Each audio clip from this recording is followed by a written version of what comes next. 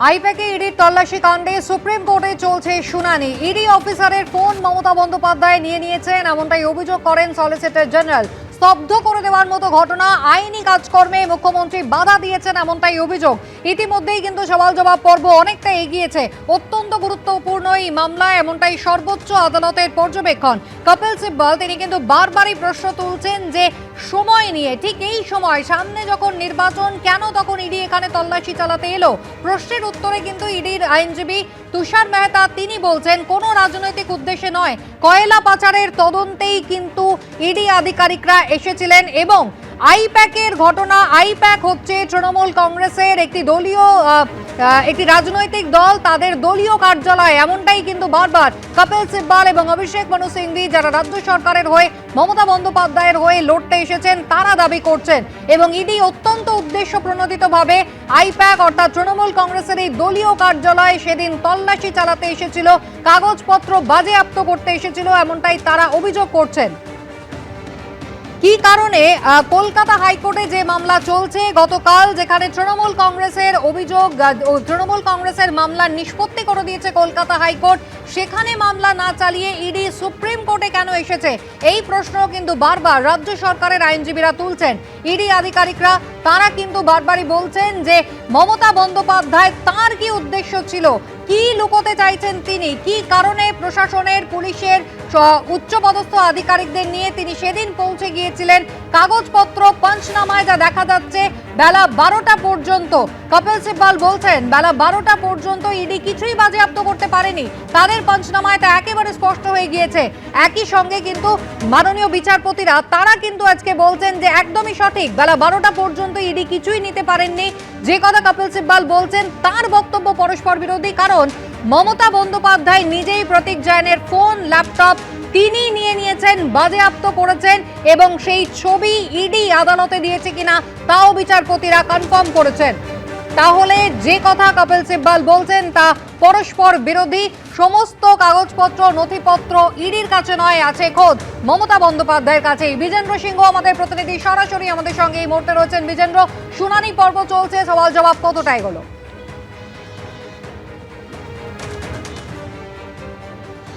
দেখো, প্রথমে কুসুমিতা, আজকে যখন হিয়ারিং স্টার্ট হলো, তুষার মেহতা ইডির তরফ থেকে অ্যাপিয়ার হয়ে বলেন কি ঘটনাটা কীভাবে ঘটেছিল। তিনি অভিযোগ করেন কি যেদিন রেড চলছিল সেদিন তারা প্রথমে পুলিশকে জানিয়ে সেখানে ইডি গেছিল এবং সেই সময়ে মুখ্যমন্ত্রী পুলিশদের আধিকারিকদেরকে নিয়ে সেখানে আসেন এবং সেখান থেকে তিনি মোবাইল ফোন, ল্যাপটপ, এমনকি একজন ইডি অফিসারও ফোন তিনি নিয়ে সেখান থেকে চলে যান এবং পরে তিনি মিডিয়াকে গিয়েও সেটা বলেন কি তিনি কী সেখান থেকে নিয়ে এসছেন। এবং তিনি তখন বলেন কি যেভাবে এই ঘটনাটি ঘটেছে সেটাতে একটা এক্সাম্পল সেট আপ করতে হবে। তারা যে আবেদনটা করেছেন সুপ্রিম কোর্টের কাছে কি এই অফিসারদের বিরুদ্ধে অ্যাকশন নিতে হবে, এই অফিসারগুলোকে সাসপেন্ড করতে হবে। তুষার মেহতা বলেন কি আপনারা অ্যাপ্রোপ্রিয়েট এজেন্সি অর্থাৎ ডিওপিটিকে এবং স্বরাষ্ট্র মন্ত্রকে যাদেরকে তারা পার্টি করেছেন তাদেরকে নির্দেশ দিন কি এদের বিরুদ্ধে ব্যবস্থা নেওয়ার জন্য এবং এই 3জন অফিসার যাদেরকে চিহ্নিত করা হয়েছে তাদের বিরুদ্ধে যেন অ্যাকশন নেওয়া হয় সেটা তিনি বলেন। তার সঙ্গে সঙ্গে তিনি এটাও বলেন কি কেন এই রেড করা হয়েছিল। তিনি বলেন কি ইডির কাছে এরম ইনফরমেশন ছিল কি কিছু ইনক্রিমেন্টিং ডকুমেন্ট যেটা কয়লা স্ক্যামের তারা তদন্ত করছেন সেটা এই প্রিমিসেসগুলোতে রয়েছে, অর্থাৎ প্রতীক জৈনের বাড়ি এবং আইপ্যাকের অফিসে রয়েছে, তাই সেখানে তারা রেড করতে গেছিলেন। সেই ইনক্রিমেন্টিং ডকুমেন্টগুলোকে সিজ করার সময় যখন সেই প্রসেসটা চলছিল সেই সময় মুখ্যমন্ত্রী সেখানে চলে আসেন এবং তার সঙ্গে ডিজিপি ছিলেন, কলকাতা পুলিশের কমিশনার ছিলেন, বাকি আধিকারিকরা ছিলেন যাদেরকে তারা নেম করেছেন তাদের পিটিশনের মধ্যে এবং তাদের মদদেই সেখান থেকে সব কেড়ে নিয়ে যান মুখ্যমন্ত্রী। পরে রাজুও বলছিলেন যিনি ইডি তরফকে অ্যাপিয়ার করছেন তিনিও বলেন কি মুখ্যমন্ত্রী এখানে থেফট করেছেন এবং তাকে মদত করেছেন ডিজিপি এবং কলকাতা পুলিশ কমিশনার, তাই তারা সিবিআই তদন্তের দাবি করছেন, এই কথা উঠে এসছে। কিন্তু আমরা দেখলাম মমতা বন্দ্যোপাধ্যায় অ্যাপিয়ার করেন অর্থাৎ চেয়ারপারসন অফ টিএমসির তরফ থেকে অ্যাপিয়ার করে কপিল সিব্বল বলেন কি তাদের যে সেন্সিটিভ ডেটাগুলো ছিল সেখানে ইলেকশন রিলেটেড সেটাকে নিতেই তারা এসেছিল এবং তাই সেখানে মুখ্যমন্ত্রী তৃণমূলের চেয়ারপারসন সেখানে পৌঁছে যান এবং ডিজিপির হয়ে যখন অ্যাপিয়ার করলেন অভিষেক মনু সিংভি তিনি বললেন কি যেহেতু একজন জেড প্রোটেকশনের ব্যক্তি সেখানে এসছেন তাই ডিজিপি সেখানে যান। তাদের কাছে থানার থেকে রিপোর্ট আসে কি একজন প্রোটেক্টি যাকে জেড প্রোটেকশন দেওয়া হয়েছে, জেড প্লাস সিকিউরিটি দেওয়া হয়েছে, তিনি সেখানে আসছেন। সিকিউরিটি দেওয়ার জন্যই সেখানে ডিজিপি গেছিলেন, কলকাতা পুলিশ কমিশনার গেছিলেন, কেন কি তাদের কাছে অভিযোগ এসেছিল কি কোনো অজ্ঞাত পরিচয় দিয়ে ব্যক্তিরা তাদের বাড়িতে এসছেন প্রতীক জৈনের বাড়িতে এবং তারা বিভিন্ন নথিপত্র সেখানে যাচাই করছেন। তখন আজকে বলা হয় ইডির তরফ থেকে কি তারা তো কোনো সেখান থেকে সিজ করেননি এবং তারা থানাকে জানিয়ে এসেছিলেন। পরে কপিল সিব্বল বা অভিষেক মনু সিংভি জানাচ্ছিলেন কি 6:40 রেড স্টার্ট হয়েছে এবং 11টার পর ইমেল করে থানাকে জানানো হয়েছে কি তারা সেখানে রেড করতে এসছেন এবং এই প্রশ্নগুলো উঠেছে। তার সঙ্গে সঙ্গে সবথেকে বড় কোয়েশ্চেন যেটা আমরা দেখলাম সেটা রাজ্যের তরফ থেকে হোক, মুখ্যমন্ত্রীর তরফ থেকে হোক, টিএমসির চেয়ারপারসনের তরফ থেকে হোক বা রাজীব কুমারের তরফ থেকে যারা অ্যাপিয়ার করছেন তারা জানাচ্ছেন কি এটাকে কলকাতা হাইকোর্টে শুনানি করা হোক। সুপ্রিম কোর্টে কেন এটা নিয়ে আসা হয়েছে যখন সেখানে অ্যাডজার্ন করে দিয়েছেন বিচারপতি এই কেসকে, তো সেখানে এর নিষ্পত্তি সেখানে হোক, সেখানকার অর্ডার আসার পর যেন সুপ্রিম কোর্টে শুনানি হয় সেটাও আবেদন রাখা হয়েছে টিএমসি চেয়ারপারসন, রাজ্য সরকার, ডিজিপির তরফ থেকে। এখন শেষের দিকে লাঞ্চের জন্য এখন ব্রেক হয়েছে কুসুমিতা, ব্রেকের যাওয়ার সময় কোর্ট জানতে চেয়েছে এনফোর্সমেন্ট ডাইরেক্টরেট থেকে যে তারা কেন হাইকোর্টে হিয়ারিং চাইছেন না, তারা সুপ্রিম কোর্টে কেন এসছেন। সেই জবাবগুলো রাজু হিয়ারিং যখন হবে 2টোর সময় লাঞ্চের পর তখন তিনি জানাবেন। কিন্তু যে যুক্তিগুলো বারবার উঠে আসছে এবং সুপ্রিম কোর্টও বলল কি এটা খুবই সিরিয়াস ইস্যু, যখন এই বারবার প্রশ্নটা উঠছিল কি মুখ্যমন্ত্রী সেখানে কেন গেলেন, সেখান থেকে ইডির অফিসারদের থেকে জোর করে ডকুমেন্টসগুলো নিয়ে নেওয়া হলো, আইফোন 17 ম্যাক্স একটা নেওয়া হয়েছে, ল্যাপটপ নেওয়া হয়েছে, সেটাতে তারা বলছেন এটা খুবই সিরিয়াস একটা ইস্যু এবং তারা সেটাকে শুনবেন। এবং তারা একটা বলেও ছিল না আজকে একটা অবজারভেশন ছিল কি তারা নোটিশ ইস্যু করতে চাইছেন, কিন্তু যেহেতু আর্গুমেন্ট এখনও চলছে মনে করা হচ্ছে কি লাঞ্চের পরে এই প্রশ্নের জবাবটা খোঁজা হবে কি হাইকোর্টে শুনানি না করে সুপ্রিম কোর্টে কেন শুনানি করতে হবে।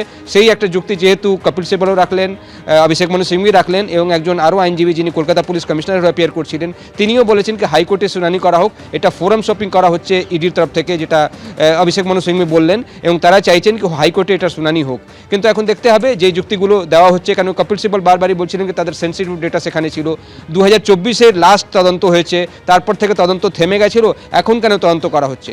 এই প্রশ্নগুলো এলো কি ইলেকশন যখন সেখানে রয়েছে তখন ইডি সক্রিয় হয়েছে, তখন একটা অবজারভেশনও আমরা দেখলাম সুপ্রিম কোর্টের তরফ থেকে এসেছিল কি ইলেকশনের সময়ই তো সব থেকে বেশি মানি লন্ডারিং করা হয়, হয়তো সেটার জন্য তারা তদন্ত করতে গেছে। কেন কি গোয়াতে যখন ইলেকশন হয়েছিল সেখানে তৃণমূল কংগ্রেস অংশ নিয়েছিল এবং সেখানে মানি লন্ডারিংগুলো করা হয়েছে, এই অভিযোগ রয়েছে। 20 কোটি টাকা আইপ্যাকের কাছে এসেছিল হাওয়ালার মারফতে, সেই অভিযোগ রয়েছে এবং যে তথ্যগুলো ইডির কাছে রয়েছে সেটাকে এই মুহূর্তে তারা তদন্ত করছেন। তো একটা অবজারভেশন এরকমও ছিল কি ইলেকশনের টাইমেই সব থেকে বেশি মানি লন্ডারিং হয়, সেক্ষেত্রে হয়তো তারা এই মুহূর্তে এই তদন্তটা করছেন, হতে পারে তার সঙ্গে কোনো সম্পর্ক রয়েছে।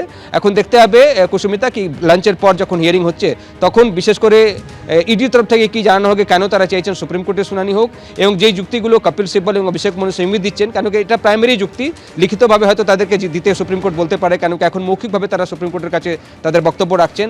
টিএমসি চেয়ারপারসন কে রিপ্রেজেন্ট করছিলেন কপিল সিব্বল এবং তিনি বলেন কি টিএমসি চেয়ারপারসন মমতা বন্দ্যোপাধ্যায় সেখানে গিয়ে কোনো অন্যায় করেননি, তার দলের সব সিক্রেট সেখানে ছিল, এসআইআর এই মুহূর্তে চলছে সেই ডিটেলসগুলো সেখানে ছিল এবং সেটাকে নিতেই ইডি গেছিল।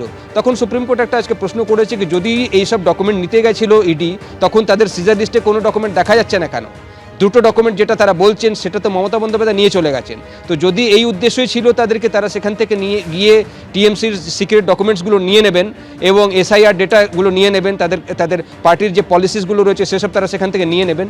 সেক্ষেত্রে সিজার লিস্টে তো এরকম কোনো ডকুমেন্ট তারা সিজ করেছেন সেখান থেকে দেখা যাচ্ছে না, তাদের সিজার লিস্টে তো কিছুই নেই, তারা কিছু সিজ সেখান থেকে করেননি, সেটাও একটা প্রশ্ন রয়েছে। তার সঙ্গে সঙ্গে আরও একটা অভিযোগ আজকে করেছে ইডি কুসুমিতা সুপ্রিম কোর্টে, সেটা বলছেন কি সুপ্রিম কোর্ট যখন সেখান থেকে ইডি অফিসাররা চলে আসেন তারপরে একটা এফআইআর করা হয় তাদের অফিসারদের বিরুদ্ধে এবং রাজ্য পুলিশ ঘটনাস্থলে যায়, ঘটনাস্থলে গিয়ে তারা এভিডেন্সগুলো নষ্ট করার জন্য সেখানে যে সিসিটিভি ফুটেজ ছিল সেসব ডিলিট করে দেওয়া হয়েছে, এই অভিযোগও করা হয়েছে ইডির তরফ থেকে। যেহেতু যেদিন তারা রেড করতে গেছিলেন সেখানে বিভিন্ন জায়গায় সিসিটিভি ছিল, সেই সিসিটিভি ডেটাগুলোকে কেন ডিলিট করেছে রাজ্য পুলিশ, এই অভিযোগও করা হয় আজকে ইডির তরফ থেকে সুপ্রিম কোর্টে। এখন দেখতে হবে কুসুমিতা লাঞ্চের পর যখন হিয়ারিং হচ্ছে তখন সবথেকে বড় প্রশ্ন একটাই প্রথম থাকছে যে কলকাতা হাইকোর্টে হিয়ারিং না করে সুপ্রিম কোর্টে কেন করা হচ্ছে এবং বিস্তারিত যখন তথ্যগুলো উঠে আসবে, যেটা তুষার মেহতা সলিসিটর জেনারেল বলবেন বা রাজু বলবেন বা রাজ্য পুলিশের হয়ে বা রাজ্য সরকারের হয়ে অ্যাপিয়ার করছেন অভিষেক মনু সিংভি এবং মমতা বন্দ্যোপাধ্যায় টিএমসি চেয়ারপারসনের কে রিপ্রেজেন্ট করছেন কপিল সিব্বল, তাদের যুক্তিগুলো দুটো সময় যখন লাঞ্চের পরে কোর্ট বসবে তখন হিয়ারিং হবে। একেবারে বিজেন্দ্র, তুমি আমাদের সঙ্গে থাকো, আমাদের অপর প্রতিনিধি সৌভিক মজুমদার রয়েছেন আমাদের সঙ্গে। তবে তার আগে আপনাদের দেখিয়ে দেবো 8ই জানুয়ারির যে ঘটনা নিয়ে সুপ্রিম কোর্টে সওয়াল জবাব চলছে, শুনানি চলছে। মমতা বন্দ্যোপাধ্যায় যখন প্রতীক জৈনে লর্ডন স্ট্রিটের বাড়িতে তিনি পৌঁছে যান, ইডি যখন তল্লাশি করছে ঘটছে সেই সময় তিনি পৌঁছে যান প্রশাসনিক এবং পুলিশের উচ্চপদস্থ আধিকারিকদের নিয়ে কাগজপত্র, ফাইল, ফোন, ল্যাপটপ এই সমস্ত নিয়ে বাইরে বেরিয়ে এসে তিনি নিজে ঠিক কি দাবি করেছিলেন দেখুন। देखो मैंने सब लेके आया, so my hard disk, see, phone, hard disk, all they are collecting at এই ছবিও ইডি আদালতে জমা দিয়েছে কিনা আজকে সুপ্রিম কোর্টের পক্ষ থেকে সেই কথা জানতে চাওয়া হয়েছে। ইডির পক্ষ থেকে আইনজীবী তুষার মেহতা তিনি জানিয়েছেন সেদিনের এই সমস্ত সাক্ষ্য প্রমাণ কিন্তু নথিপত্র তারা জমা দিয়েছেন আদালতে।